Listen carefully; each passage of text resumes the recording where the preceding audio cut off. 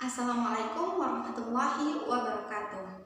Bertemu kembali teman-teman dengan saya Retno Sri Wahyuni sebagai mahasiswi dari IAIN Batu Sangkar dengan NIM 2130110014 dengan jurusan Tadris Kimia. Nah, pada pertemuan kali ini kita akan membahas mengenai struktur atom. Ya, sebelum kita masuk ke sana, saya mau bertanya nih, apa sih yang pertanyaan yang pertama kali muncul di pikiran teman-teman mengenai atom itu? Nah, ya, atom itu bisa dibilang materi terkecil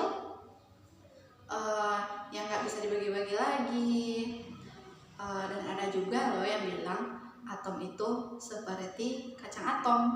Ya, kalau Retno sendiri emang juga itu ya, lebih struck ke yang atom itu ke kacang atom. Karena apa?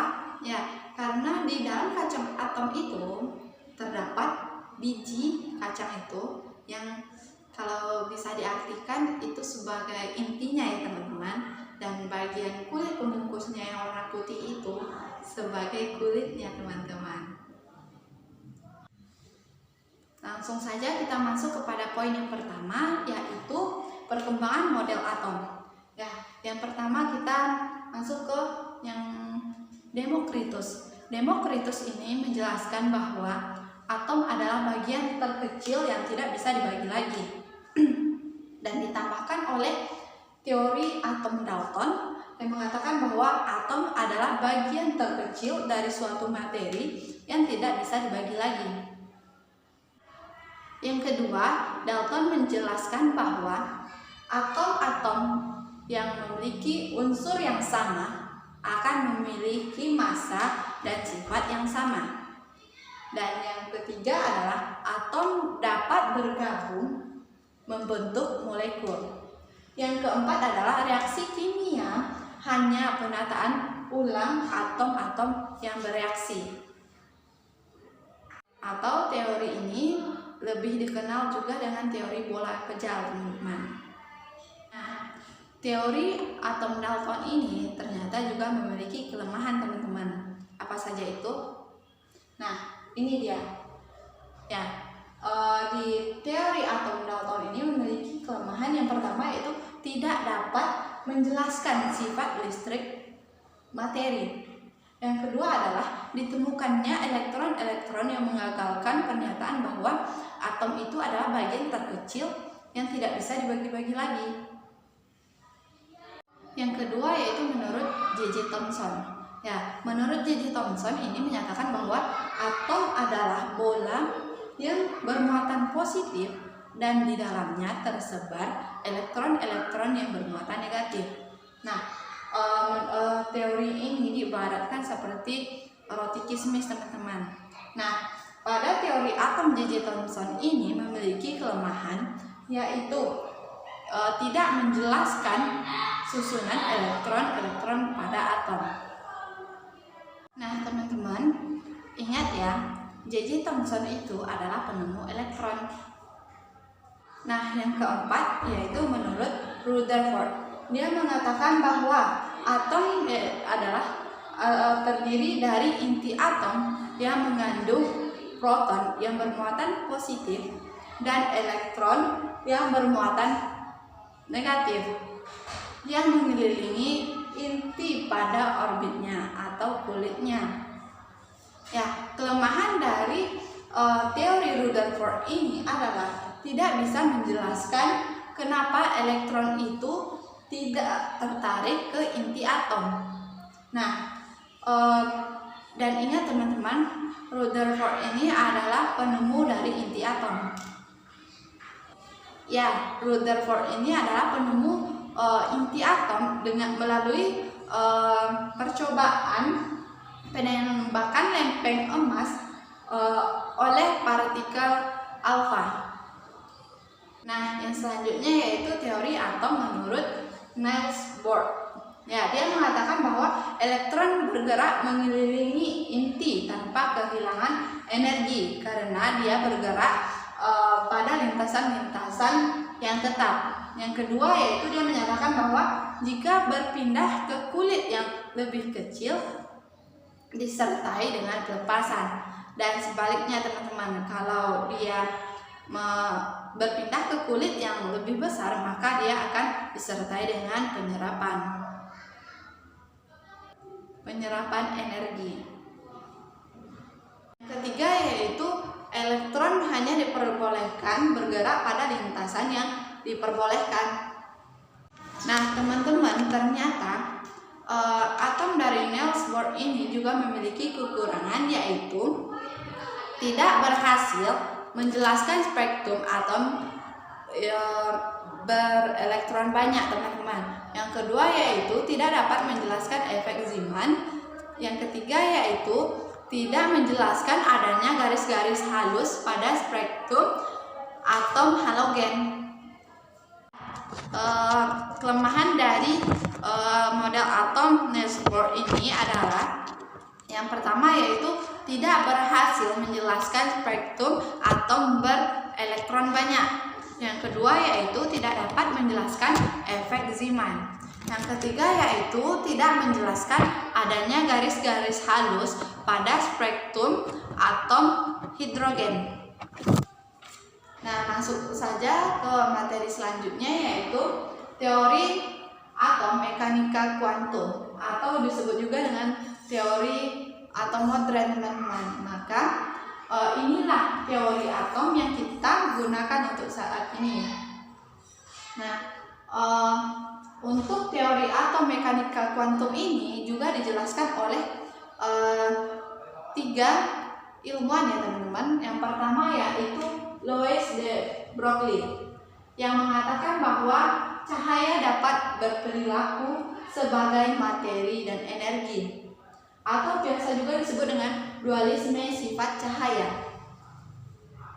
Yang kedua ilmuwannya yang mengatakan adalah Werner Heisenberg yang mengatakan bahwa letak elektron tidak dapat ditentukan dengan pasti. Yang bisa ditentukan itu adalah kemungkinan terbesarnya, atau biasa juga kita sebut dengan orbital, ya, atau kemungkinan terbesarnya ditemukan elektron. Nah, atau disebut juga dengan asas ketidakpastian teman-teman. Ya, ilmuwan yang ketiga yaitu Schrödinger menemukan persamaan yang menyertakan gerakan elektron dalam mengelilingi inti dihubungkan dengan sifat dualisme cahaya, atau biasa juga disebut dengan bilangan kuantum. Inti dari penjelasan dari para ilmuwan ini adalah atom terdiri dari inti atom yang berisikan proton dan neutron dan elektron yang mengelilingi inti pada orbital tertentu. Yang kedua adalah orbital adalah suatu ruang di sekitar inti yang merupakan tempat kebolehjadian elektron ditemukan. Yang ketiga adalah kedudukan elektron di sekitar inti ditentukan dengan bilangan kuantum. Nah, masuk lagi kita ke materi selanjutnya yaitu partikel penyusun atom. Ya, partikel penyusun atom itu teman-teman terbagi menjadi 3 yaitu elektron, proton, dan neutron. Masuk saja ke materi selanjutnya yaitu partikel penyusun atom. Partikel penyusun atom ini ada 3. Yang pertama yaitu elektron, proton, dan neutron. Elektron ini bersimbolkan dengan huruf E kecil yang mana ditemukan oleh J.J. Thomson dan dengan muatan min 1,6 dikali 10 pangkat 19. Muatannya yang relatif terhadap proton yaitu min 1 dan masanya yaitu 9,11 dikali 10 pangkat 28. Massa relatif terhadap proton sama dengan 0. Masuk saja ke materi selanjutnya yaitu partikel penyusun atom. Partikel penyusun atom ini ada 3. Yang pertama yaitu elektron, proton, dan neutron. Elektron ini bersimbolkan dengan huruf E kecil yang mana ditemukan oleh J.J. Thomson dan dengan muatan min 1,6 dikali 10 pangkat 19. Muatannya yang relatif terhadap proton yaitu min 1 dan masanya yaitu 9,11 dikali 10 pangkat 28. Masa relatif terhadap proton sama dengan 0. Yang kedua yaitu proton. Proton ini dilambangkan dengan huruf P kecil dan ditemukan oleh Goldstein yang bermuatan plus 1,6 dikali 10 pangkat 19 dengan muatan relatif terhadap proton yaitu plus 1 dan masanya yaitu 1,67 dikali 10 pangkat min 24 dan masa relatif terhadap protonnya yaitu sama dengan 1. Nah, yang ketiga yaitu neutron. Neutron ini dilambangkan dengan huruf N kecil yang ditemukan oleh Chadwick dengan muatan 0 dan muatan relatif terhadap protonnya itu 0 dan masanya yaitu 1,67 dikali 10 pangkat 24. Nah, masa relatif terhadap protonnya yaitu 1, teman-teman. Nah, masuk langsung ke materi selanjutnya yaitu notasi atom. Ya, notasi atom ini bisa digambarkan dengan A, X, Z. Ya, dimana yang X ini adalah unsur A di pojok kiri atas itu dinamakan nomor massa, yang Z di pojok kiri bawah dinamakan dengan nomor atom. Ya, untuk mencari proton kita hanya akan melihat ke berapa nomor atomnya, berarti itulah protonnya.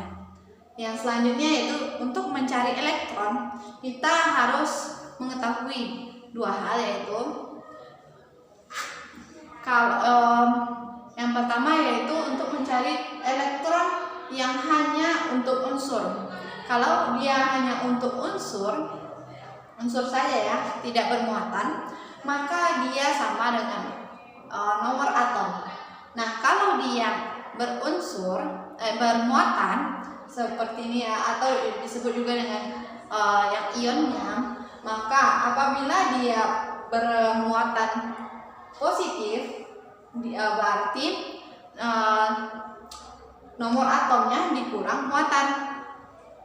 Nah, kalau dia bermuatan negatif, berarti kita jumlahkan nomor atom ditambah muatan. Muatannya itu yaitu yang di atas unsur ya teman-teman, yang seperti plus, minus, itulah muatannya. Nah, untuk mencari neutron ini kita bisa dengan langsung saja, yaitu dengan mengurangkan nomor massa dengan nomor atom. Penjelasan selanjutnya yaitu mengenai tentang isotop, isobar, isoton, dan isoelektron. Masuk saja ke bagian isotop. Ya, isotop ini adalah unsur-unsur yang memiliki nomor atom yang sama tetapi nomor massanya berbeda. Ya, seperti ini ya teman-teman. Nomor atom kan yang di sebelah kiri bawah, nomor massa di sebelah kiri atas. Jadi nomor atom atau yang sebelah kiri bawahnya itu sama, berarti itu termasuk ke isotop. Langsung saja masuk yang kedua yaitu isobar. Isobar ini adalah unsur-unsur yang berbeda namun memiliki nomor massa yang sama. Ya, nomor massa itu terdapat di sebelah pojok kiri atas ya teman-teman. Berbeda dengan isotop tadi yang mana dia itu memiliki nomor atom yang sama. Atom yang sama berarti yang sebelah kiri bawah. pojok kiri belahan bawah. Dan isobar itu nomor masanya yang sama yang terletak di sebelah kiri atas, langsung ke isoton. Isoton adalah unsur-unsur yang beda namun mempunyai jumlah neutron yang sama.